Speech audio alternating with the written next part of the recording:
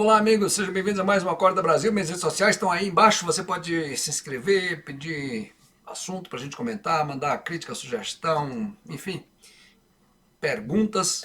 E a gente vai respondendo aqui na medida do possível, tá bom? Se esquece não, dá joinha e se inscreve no canal. Gente, esse vídeo eu fiquei meio emotivo porque me remeteu à minha infância. E eu estava vendo o Facebook, está em polvorosa, as pessoas comentando sobre a questão daquela frase lá, que o Eduardo Bolsonaro falou, do AI-5, ainda sobre isso, e muita gente no Facebook tá batendo palmas, muita gente tá dizendo, é isso mesmo, precisa do novo AI-5, precisa encerrar tudo isso, porque quer dizer, é uma loucura, cara, total, total. Deixa eu trazer para vocês um pouquinho do que era esse período. Eu nasci em 1960 em Fortaleza. Tô velho. E eu, apesar de não ter vivido quando o governo militar assumiu o poder no Brasil em 1964, eu era muito pequeno, não tinha noção de nada. Em 1970, 71 por aí, a minha mãe, que era uma viúva, meu pai faleceu em 1962. Minha mãe ficou viúva então e com 5 crianças para sustentar, ela não começou a receber pensão até perto de 1969, uma coisa assim. Não lembro exatamente das datas, mas tem uma coisa que eu lembro muito. Por volta de 1970, 1971, ela ia todo mês no INPS, que é esse prédio aqui, vocês estão vendo no meu desktop. Ficava, não sei nem se ainda tem, mas ficava, essa aqui é uma foto antiga dos anos 70. Ficava na Praça José de Alencar e, conforme vocês estão vendo aí, era nessa praça que todos os ônibus da cidade paravam para as pessoas se locomoverem. Era aí que centralizava toda a parte de ônibus de Fortaleza. E como eu falei, todo mês a minha mãe ia naquele prédio lá, era chamado INPS. Engraçado que tem umas coisas que marcam a gente, cara. E eu vou dizer uma coisa para você aqui, talvez você fica, não, esse cara está inventando, não tá, isso não me marcou não, mas tem coisas sim que marcam a gente. Por exemplo, aqueles que estavam vivos em 2001, no dia 11 de setembro, quando as torres gêmeas foram atacadas nos Estados Unidos e caíram, lembram-se claramente em detalhes o que estavam fazendo, aonde estavam, o que estava acontecendo na vida de cada um deles naquele dia, naquela manhã de 11 de setembro de 2001. Porque essas coisas ficam marcadas. E eu lembro claramente dessa manhã, não lembro o dia, não lembro o mês, mas eu tinha mais ou menos uns 10, 11 anos de idade. Eu tinha ido com minha mãe nesse prédio lá do INAMPS, não, INAMPS não, INPS, Instituto Nacional de Previdência Social, porque todo mês ela recebia diretamente nesse prédio. Depois, bem depois é que passou a ser recebimento em bancos, em agência bancária. E nessa manhã nós descemos do ônibus, aí nessa praça, e estava tendo uma manifestação, pessoas, se não me engano eram estudantes, enfim, isso não vem ao caso, estavam com aquelas, umas chamava de radiadora, falando contra o governo, na praça. E aí, no momento que a gente desceu do ônibus e começou a andar para ir para o INPS, a gente não tinha nada a ver com aquilo, nem eu nem minha mãe. Minha mãe, coitada, era uma luta tão grande, uma luta, gente. Era complicadíssimo. Ela lavava roupa para fora porque o dinheiro que recebia era tão pouco dessa pensão e não dava para nada. Eram 5 meninos e era uma confusão grande, rapaz, lá em casa. Muitas vezes a gente teve que receber comida de vizinhos porque não tinha nem o que comer. Eu lembro que o nosso vizinho da frente era militar, ele trabalhava num rancho do quartel e às vezes sobrava comida lá no quartel, ele levava lá e a mulher dele levava pra gente porque ela sabia a luta que a minha mãe passava. E aí nesse dia a gente tinha ido lá para receber o dinheiro da minha mãe e como eu falei, estava acontecendo uma manifestação na Praça José de Alencar, em Fortaleza. Pois bem, nesse mesmo instante, não deu nem um minuto, a gente desceu do ônibus, começou a andar e, de repente, policiais começaram a bater de borracha, uns negócios de borracha, uns cacetete, tipo cacetete de borracha, metendo borracha em quem quer que estivesse na frente deles, jogando um negócio tipo spray de pimenta nos olhos de quem quer que estivesse na frente deles. Não importava se estavam naquela praça participando daquela manifestação, se estavam indo para, no caso da minha mãe, eu estava acompanhando minha mãe para receber o dinheiro dela do mês. Outras pessoas que desceram dali do, do ônibus também se envolveram nessa confusão e era gente correndo para o lado, era gente caindo por cima dos outros, tinha cachorro.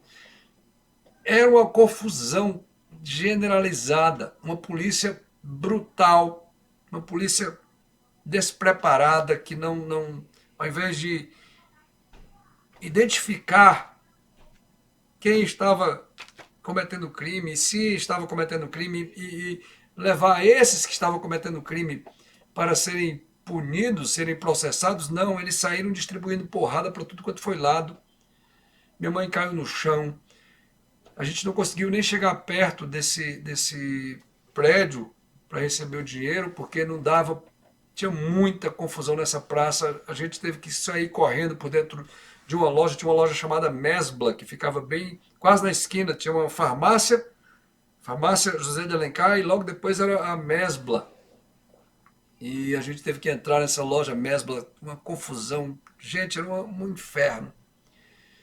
Resumindo, a minha mãe teve que voltar para casa a pé naquele dia, porque o que acontecia muitas e muitas vezes, ela ia receber o dinheiro com a passagem da ida, apenas já contando com o dinheiro que ia receber lá para poder pagar a passagem de volta para casa. E aí nesse dia nós voltamos para casa, sem o dinheiro, humilhada, ofendida, agredida, sem ter nada a ver com a manifestação que estava tendo lá. E a manifestação, até onde eu sei, eram de pessoas que estavam apenas se posicionando contra o regime que estava acontecendo. Isso era o AI-5. Entre outras coisas. O AI-5 também cassou mandatos de pessoas que foram eleitas, deputados federais que foram eleitos. Agora deixa eu lhe perguntar uma coisa. Imagine que nós tivéssemos um novo AI-5, como o Eduardo Bolsonaro falou. Quem iria definir quem iria ser cassado ou não? Com que direito alguém pode dizer que o fulano que foi votado dentro das regras vigentes, eu posso até não concordar com a eleição, por exemplo, e não concordo, eu acho que a eleição da Gleisi Hoffmann, por exemplo, a reeleição da Maria do Rosário, por exemplo, foi uma grande merda. Mas eu não posso,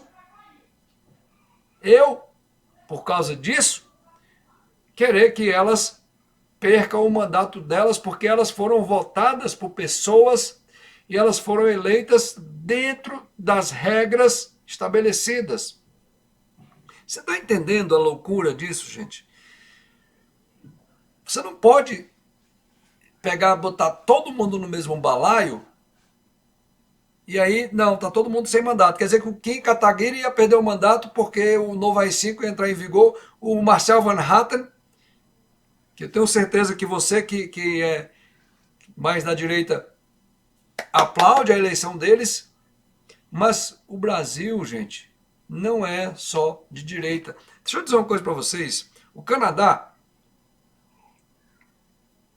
o país que eu moro aqui, há 16 anos, é um país que vive já desde os anos 40, alternando entre direita e esquerda, entre pessoas que têm um viés mais socialista, pessoas que têm um viés mais capitalista no poder. E isso é salutar.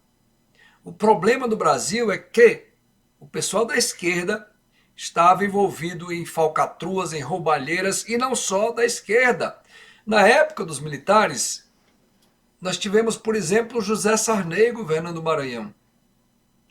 E, para quem não sabe, o Maranhão é o estado mais pobre da federação, muito por conta de desmandos do governo do José Sarney, da turma dele, que estavam junto com os militares. Quem não lembra do Paulo Salim Maluf, em São Paulo? Quem não se lembra de Eduardo Magalhães, na Bahia? Quem não se lembra dos coronéis lá no Ceará, por exemplo, tivemos o Adalto Bezerra, nós tivemos Gonzaga Mota, nós tivemos vários governadores no Ceará que foi realmente triste. Povo amargando e esse pessoal vivendo no luxo, na maior mordomia. Então não é esse o problema. Não é a AI-5, gente, que vai resolver, porque mesmo com a AI-5 nós tivemos, sim, no Brasil, pessoas que estavam envolvidas na política que se locupletaram. Muitas, não foram poucas. O que temos que fazer no Brasil é uma população mais ativa politicamente, cobrar dos políticos, não simplesmente fazer um culto à personalidade e agora porque é o Bolsonaro que está no poder. Não, eu não posso questionar nada do Bolsonaro, eu não posso questionar nada dos filhos dele, eu não posso questionar nada desse governo, eu não posso... Por que isso, gente? Isso é loucura! Isso é estupidez! Não podemos fazer assim, senão a gente está fazendo a mesma coisa, como o Ciro Gomes até falou isso no programa Pânico, na entrevista que ele deu, é a mesma coisa com o sinal invertido, com o sinal trocado. Você está conseguindo entender? Para que a gente possa ter um país melhor no futuro, nós precisamos de uma maior participação das pessoas, envolvimento político, cobrar dos seus políticos, levar essa merda a sério, porque isso modifica a vida das pessoas. Vou ficando por aqui, a gente se vê no próximo Acordo Brasil. Tchau, pessoal.